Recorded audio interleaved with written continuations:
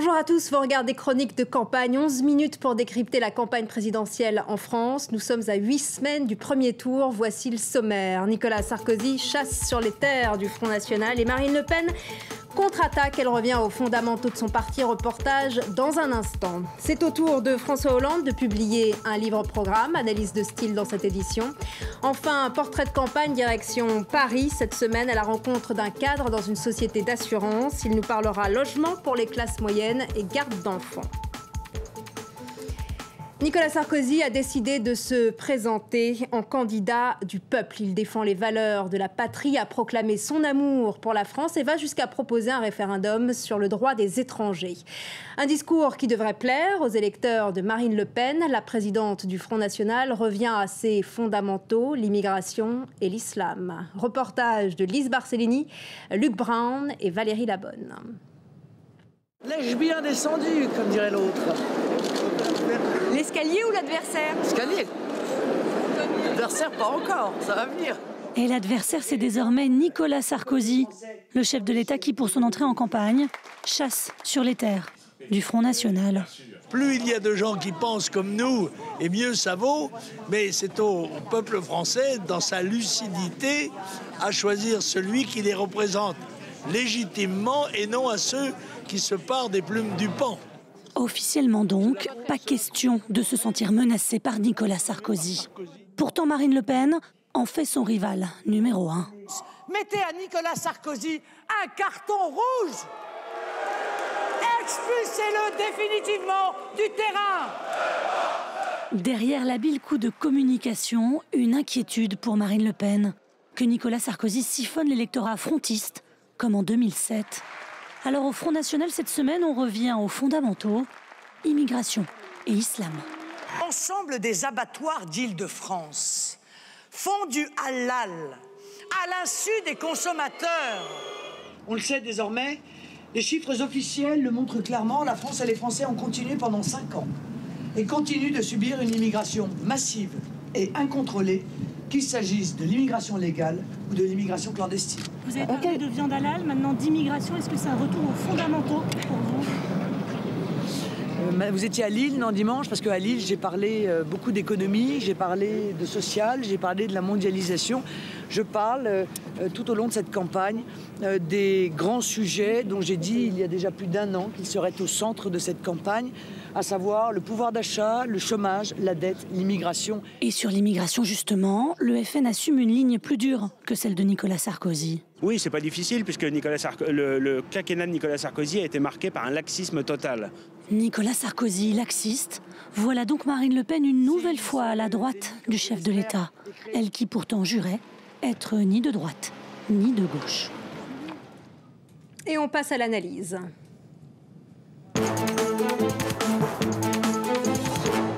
Bonjour Lise Barcellini. Bonjour Judith. Vous avez décidé de nous parler du livre publié par le candidat socialiste. C'est une figure imposée en France et quand on est candidat, on publie un opus. Exactement, le voici, cet ouvrage. Son titre, c'est Changer de destin. Et vous voyez, c'est une couverture très sobre qui a été choisie, bleue et blanche, bien loin de la couleur symbole de la gauche française qui est le rouge. C'est un ouvrage qui mêle programme et autobiographie. Et ce qui est intéressant à noter, c'est que c'est François Hollande lui-même qui l'a rédigé. C'est lui qui a pris la plume. C'est une des exceptions parmi les hommes politiques français. Il n'y a pas de nègre. Et les pages les plus savoureuses, ce sont celles qui sont consacrées à ses rivaux. Oui, alors évidemment, il tacle le chef de l'État, Nicolas Sarkozy. Il nous dit que c'est un homme énergique et vif, rempli de sa propre certitude. Mais François Hollande ne ménage pas non plus ses possibles alliés pour le second tour. Exemple, Eva Joly, la candidate écolo. Il la décrit comme une femme de caractère faite d'un seul bloc, mais pour laquelle il a envie de plaider pour un petit peu plus d'indulgence, nous dit-il. Puis c'est au tour de Jean-Luc Mélenchon. Jean-Luc Mélenchon, c'est le candidat du Front de gauche.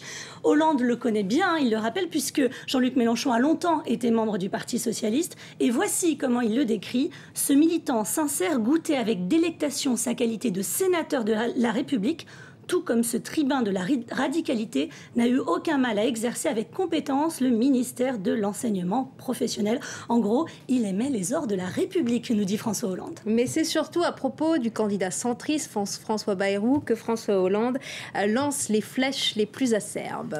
Oui, voici comment il le décrit, comme un intrépide chevalier de la petite escouade centriste. C'est pas très gentil ça, surtout qu'il dit que son programme est totalement vide et arrive quelques paragraphes plus loin une phrase encore plus violente, je vous la lis.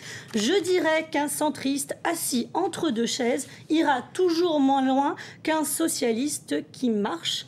Alors n'y va-t-il pas un peu trop fort contre François Bayrou? Eh bien, il a été interrogé par le journal Le Monde, François Hollande, et il s'explique. Il dit que cet ouvrage, en fait, il l'a écrit mi-janvier, à une période où il trouvait que François Bayrou faisait clairement campagne à droite. Et donc, lui, il voulait un petit peu se positionner par rapport à ce François Bayrou.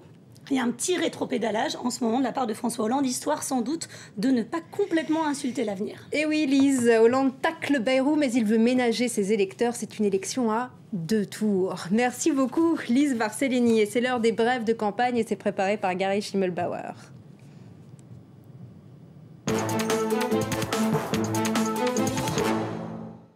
À chaque semaine, son retrait de la course à l'Elysée, c'est au tour de Frédéric Niouz de lâcher prise.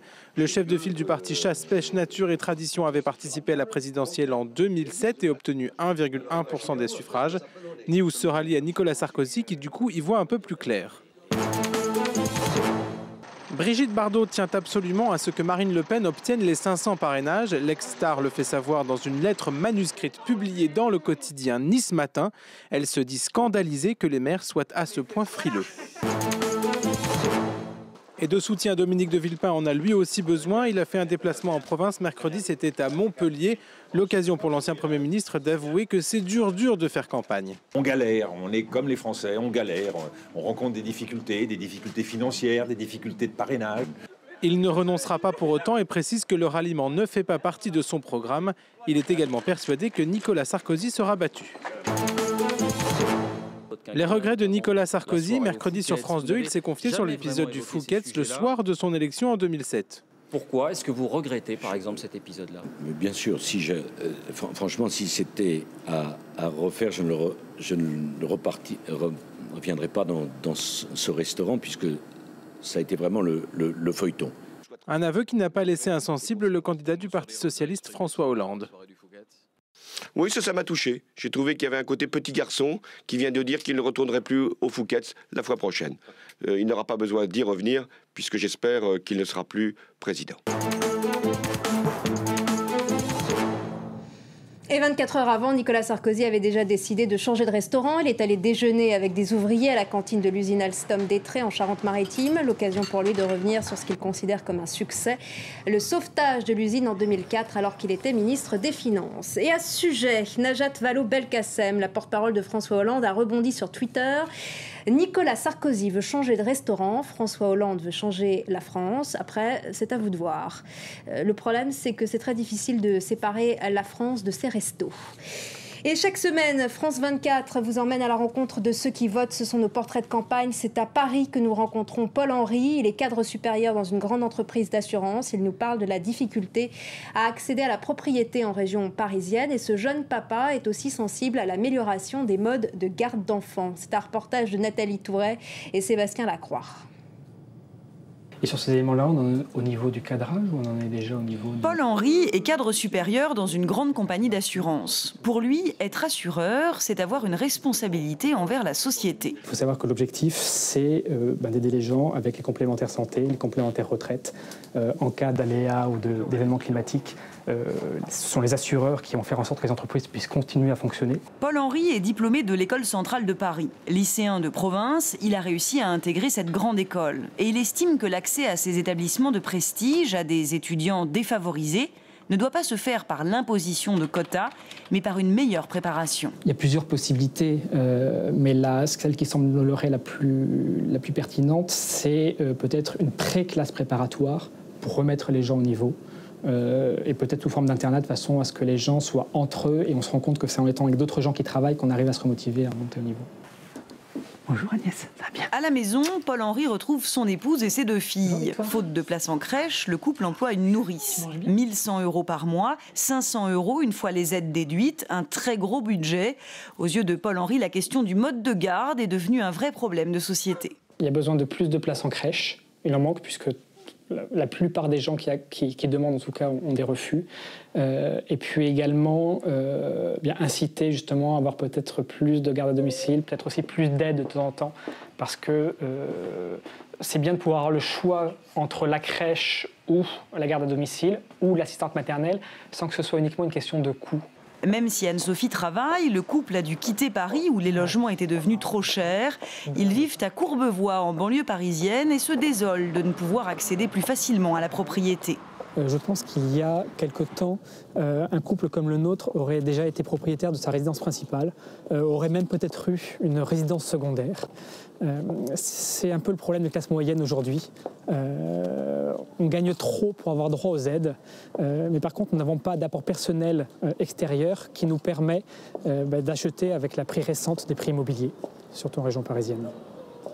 Et pourtant, Anne-Sophie et Paul-Henri ont bien conscience de faire partie des privilégiés. Alors ils économisent en attendant de pouvoir concrétiser leurs rêves.